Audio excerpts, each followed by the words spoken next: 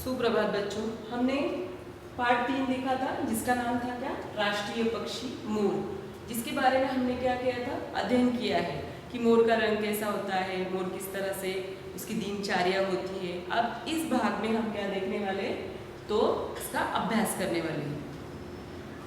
आप जानते हैं हमारा पहला श्रवण कौशल कौन सा होता है, श्रवण कौशल। तो श्रवण कौशल की सामग्री हमें कहाँ दी जाती है, पाठ्य पुस्तक के पीछे जो कविता है वो आपको पढ़नी है और इसके उत्तर लिखने हैं। ठीक है, मैंने केवल उत्तर लिखे हैं यहाँ पर, आपको ध्यान से देखना है। यहाँ पर जब भी मोर नाचता वन में, कविता सुनकर निम्नलिखित प्रश्नों के उत्तर हाँ या नहीं में दीजिए। पहला प्रश्न है, मोर वन में नहीं नाचता। मोर वन में नहीं नाचता, नाचता है कि नहीं, तो नहीं। मोर के नृत्य से मन प्रसन्न हो जाता है। मोर के नृत्य से मन प्रसन्न हो जाता है, हाँ। मोर के पंख सुंदर होते हैं। मोर के पंख कैसे होते, सुंदर होते, पंख तो सुंदर ही होते हैं, हाँ। चंद्रमा पृथ्वी पर होता है। चंद्रमा पृथ्वी पर होता है, नहीं। इसके लिए क्या आएगा उसका उत्तर, नहीं। मोर काले बादलों के आने पर नाचता है, हाँ। आगे देखते हैं आगे का कौशल, पठन कौशल। पठन कौशल में क्या दिया है, प्रश्न क है, सही उत्तर पर कैसा निशान लगाना है, सही का निशान, सही का चिन्ह लगाइए। हमें क्या करना है, जो विकल्प दिए हैं उनमें से जो सही उत्तर है उस पर सही का चिन्ह लगाना है। मोर रिक्त स्थान से हमारा राष्ट्रीय पक्षी है। कब से है, हमने पाठ पढ़ा है, कब से है, 1963 में। कब से है, 1963 में। दूसरा प्रश्न है, मोर का सारा शरीर गहरे नीले हरे तथा कौन से रंग का होता है, पाठ में हमने देखा है, कौन से, चमकदार। कौन से रंग का होता है, चमकदार रंग का होता है। यहाँ पर मैंने सही का निशान लगाया। प्रश्न तीसरा, मोर का पंख भगवान कौन से, याद है, कौन से, श्री कृष्ण के मुकुट में भी लगा रहता है। आगे का प्रश्न देखते हैं, पहले राजा महाराजाओं के राजमहलों में भी क्या पाले जाते थे, कौन पाले जाते थे, तोते, शेर पालते थे, नहीं। तो कौन पाले जाते थे, मोर। मोर के क्या सुंदर नहीं होते, मुकुट तो इतना सुंदर होता है, पर क्या सुंदर नहीं होते उसके पैर, क्या होते, पैर। आपको सही का निशान ठीक से लगाना है। ठीक है, क प्रश्न आगे, नीचे दिए गए प्रश्नों के उत्तर 1-2 वाक्य में दीजिए। हमें प्रश्नों के उत्तर किसमें देने हैं, 1-2 वाक्य में। कैसे देने, 1-2 वाक्य में देने हैं। पहला प्रश्न है, कौन सा मौसम मोर को बहुत पसंद है। कौन सा मौसम बहुत पसंद है उसे, वो मौसम आने पर वो नाचता भी है, कौन सा है, तो मोर को बरसात का मौसम, किसका, बरसात का मौसम बहुत पसंद है। पूर्ण विराम चिन्ह लगाना है। ठीक है, प्रश्न दूसरा है, मोर पंख किसकी पहचान बन गए हैं। मोर पंख किसकी पहचान बन गए हैं, हमने देखा था, किसकी, मोर पंख भगवान श्री कृष्ण की पहचान, किसकी, श्री कृष्ण की पहचान बन गए हैं। इसी से श्री कृष्ण को मोर मुकुटधारी क्या कहा जाता है, मोर मुकुटधारी भी कहते हैं। आगे देखते हैं, मात्राओं की गलती नहीं करनी है। प्रश्न तीसरा, मोर के पंखों में कैसे निशान बने होते हैं। कैसे निशान बने होते हैं, हमने देखा था पाठ में जब पढ़ रहे थे हम, और आप तो बार पाठ पढ़ रहे हो, है ना।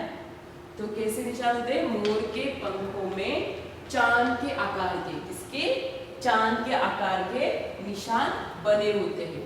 किसी निशान बने होते हैं, चांद के आकार के निशान बने होते हैं। प्रश्न चौथा है कि किस आसन से शरीर को स्वस्थ एवं निरोगी रखने पर बल दिया गया है। किस आसन से शरीर को स्वस्थ, यहाँ पर एक पाठ में हमारा आसन आया था, क्या नाम था उस आसन का, यस, कौन सा था, मयूरासन। योग शास्त्र में मयूरासन के माध्यम से शरीर को स्वस्थ व निरोगी रखने पर बल दिया गया है। कौन से, योग शास्त्र में मयूरासन, कौन सा आसन है वो, मयूरासन। ठीक है, फिर 5वां प्रश्न है और आखिरी भी प्रश्न है, मोर को संस्कृत व उर्दू भाषा में किस नाम से जाना जाता है? यह भी हमने देखा है पाठ में। किस नाम से जाना जाता है? मोर को संस्कृत में मयूर, कौन?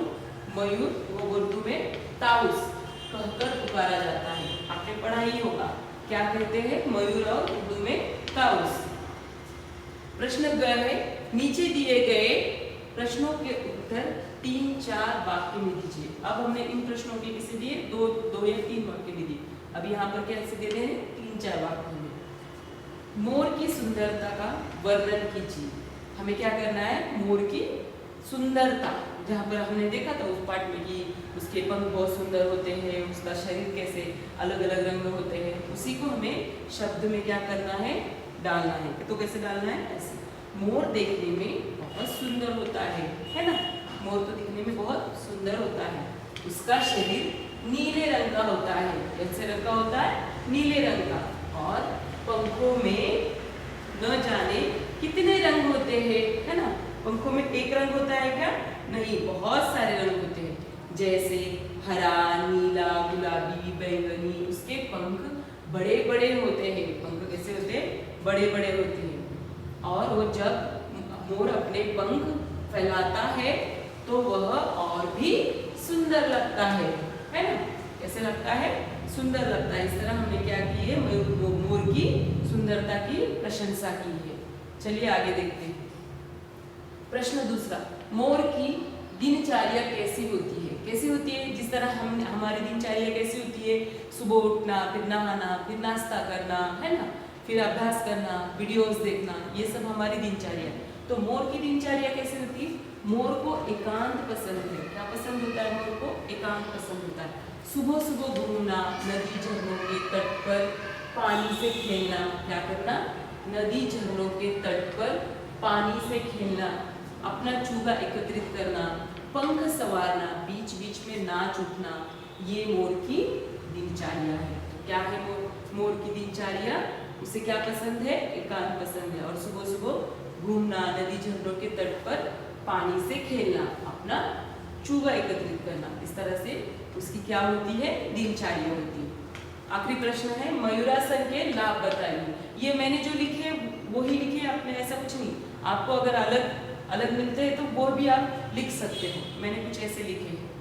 मयूरासन करने से भूख खुलकर लगती है। क्या होता है? मयूरासन करने से भूख अच्छी लगती है। पेट से संबंधित कई रोग खत्म हो जाते हैं।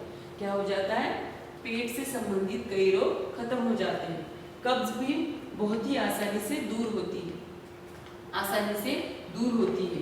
जब इस आसन को करने में कोई भी मनुष्य सक्षम हो जाता है तो उस पर किसी भी प्रकार के विष का दुष्प्रभाव नहीं होता है।